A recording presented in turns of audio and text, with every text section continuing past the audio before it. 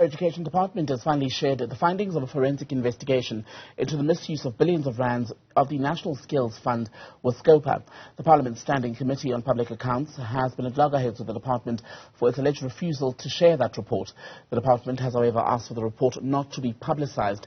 Let's speak now to Asive Dlanjwa, national spokesperson of the South African Union of Students. A very good afternoon to you, Asive. Welcome to Daytime Update. Welcome back, at least, to the programme. So what we've read about this report so far is that it's uncovered fraud, forgery and non-delivery of services by service providers who had even paid to render the said services. Does that surprise you?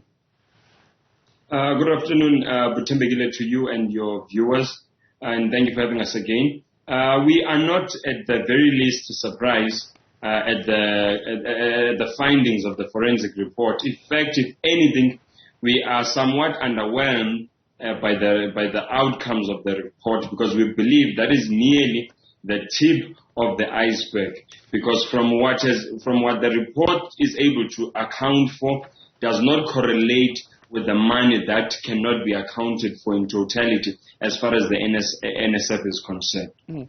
So the Higher Education Department, in speaking to Scopa, was saying that part of the reason it was slightly, shall we say, not even slightly, but reluctant to share this report was because some processes around implicated people had not been concluded or made final, and that is why it did not want to share it. Do you find that to be an acceptable explanation? No, that is unacceptable. That is unacceptable because it's either there is money, and when the money goes missing, a process to find the money must ensue, and to the extent to which that money is not able to be found, we must be brought into confidence as to where did that money go. The responsibility of the various departments for them to bring about accountability, that's up to them. What will happen in the case that there is a drawn-out court battle between some of the alleged perpetrators and the department per se, or NSF officials, or some of the college officials that have been implicated in the report, or some of the companies that have been implicated in the report? What if there is a 3-year, 4-year drawn-out battle? Must we then just accept the fact that we do not know, and the society must not be brought into confidence as to where the public funds go? That is absolutely unacceptable. In fact, it proves, or in fact it could suggest, which would be very unfortunate, that there could be people that are involved in the whole value chain of this grand loot, who might be maybe or influential or what, because there is no reason why you can't bring the public into confidence as to what happened with the monies of the taxpayers that amount to billions of rands. So that is just unacceptable to Tembegile. So when you hear then that the investigation concluded that officials at the NSF failed to prevent the fruitless and wasteful expenditure of just over 17 million rand when they approved the awarding of a project at a college, a single college in this instance, do you get the sense, do you even believe that that sort of thing could happen by accident, simply because people just didn't follow processes, perhaps because of a rush of time or because they weren't familiar, or was that deliberate? Because you used the word looting. It was deliberate. It was a loot. A 10 rand can go missing at the extent and the budget of NSF, maybe by some, really, I don't know how, maybe even 1 million rand could go missing, and, it might be lost in transactions, a mistake could have been made here or there.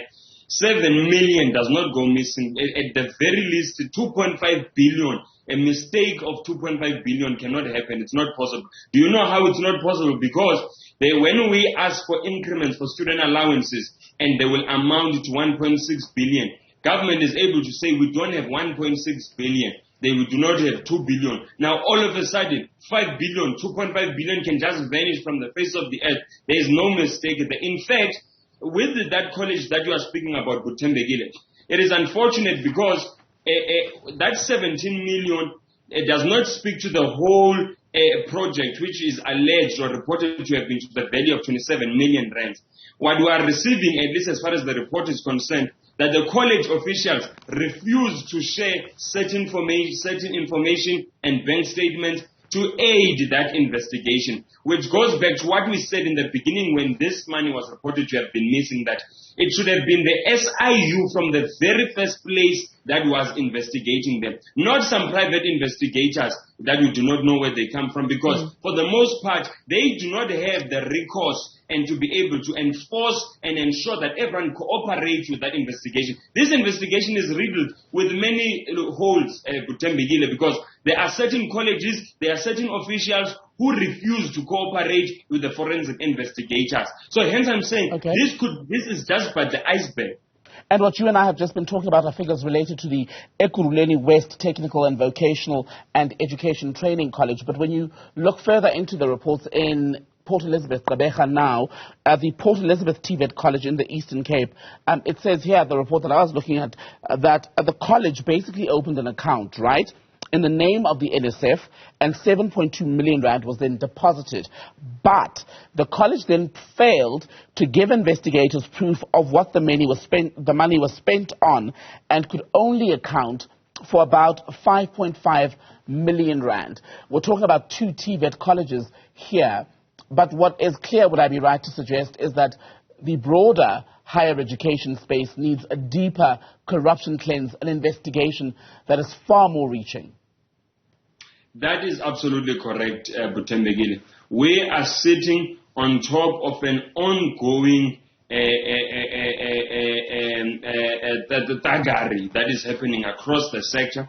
That is in the way we have a collaboration between university and college officials, between NSF, NSFAS officials, between government officials, where we are seeing billions of rands that are being unaccounted for, that are being lost, and that are being looted.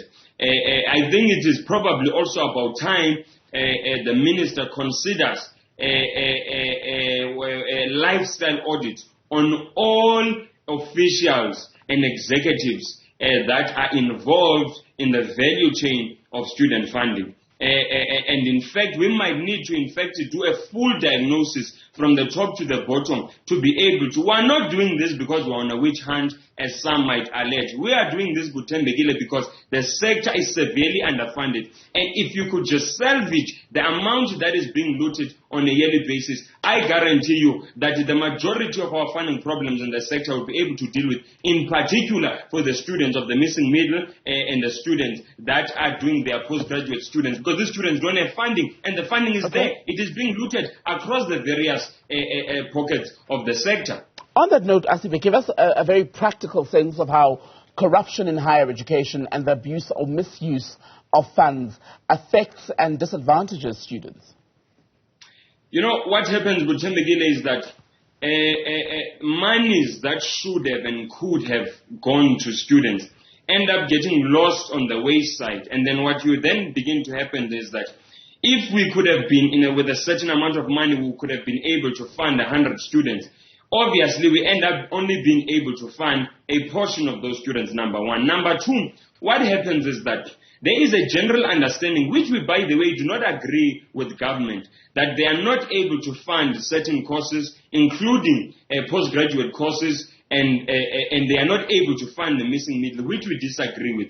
So if you take the 5 billion rand, as it was reported before, just for instance from the NSF, that money annually would be able to service a majority of the NSFAS students who go on to do their postgraduate students. It will be able to, I am saying this on record, it will be able to finance a majority of postgraduate students. Let me give you an example of what this means. You've got courses such as quantity surveying, such as psychology, where you would need to have masters for you to be a professional in your field.